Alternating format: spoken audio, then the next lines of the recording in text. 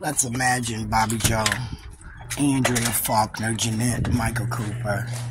Let's imagine how Michael Cooper and Jeanette thought Andrea was a better lawyer, and Tiffany Mears, working at the welfare department, began to abuse my son through PALS, the police department. So let's decide that Michael got a social phobia from the Lalo incident.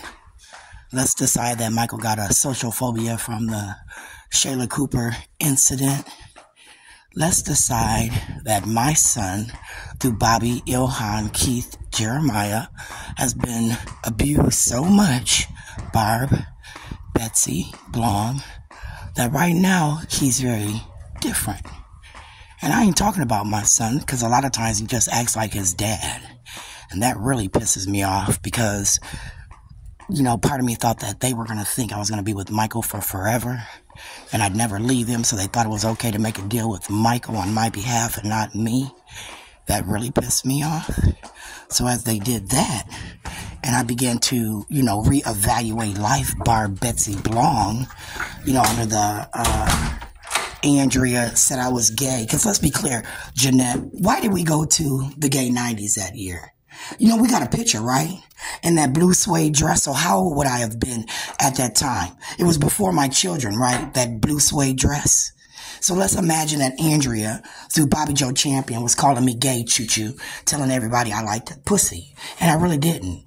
You know, because there's a difference in a woman showing you where your G-spot is and then a man taking his dick and rubbing his dick on your G-spot, right? Those are two different interactions. But if you as a woman know where it's at, you might be able to do it. And then when I went to Normandy, I don't know if it's true or not because I keep trying to get the records, but I thought I took a sex class where a white guy educated me with a book, and I thought that the book said some things. So I kept trying to get that class roster from that Normandale incident because I didn't know if Keith structured those classes to teach me about how to have sex, if Bobby structured those classes about how to teach me how to fuck Michael, because, you know, I should get my dog under control, Jeanette. And I thought, no. Because, see, I was doing the right thing in my mind. Because, like I said, I was kind of devoted to my family, loyal to the ideology that, you know, this is one hand, right? It touched stuff. So I thought, you know, under Ilhan Omar with Rita McDermott, you know, that 2013 eviction where I said, Josh, that Bobby Joe might have convinced Barack of some things.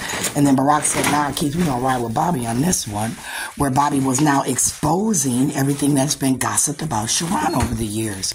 Let's suppose that actually happened. So what did we learn about Horan? We learned Horan was a crybaby. We learned Horan liked to read. We learned that Horan could take what she read, formulate an argument. She could put that argument into a court person's hand. As she put that argument into a court person's hand, you know, Bobby, Ilhan, do they always put their hands in their dick, in their hands in their pockets? So I look. Because, you know, I said that you guys were trying to recondition me, make me look at people's pussy, look at people's dicks under this theory that you were giving me medication and then using the internet and people around me to make me think and feel a type of way. And then I would react towards that. So are you calling me gay? Because then that implies that I'm talking to Keith and then somebody's acting like Keith. Is anybody acting like Keith Ellison in the phone?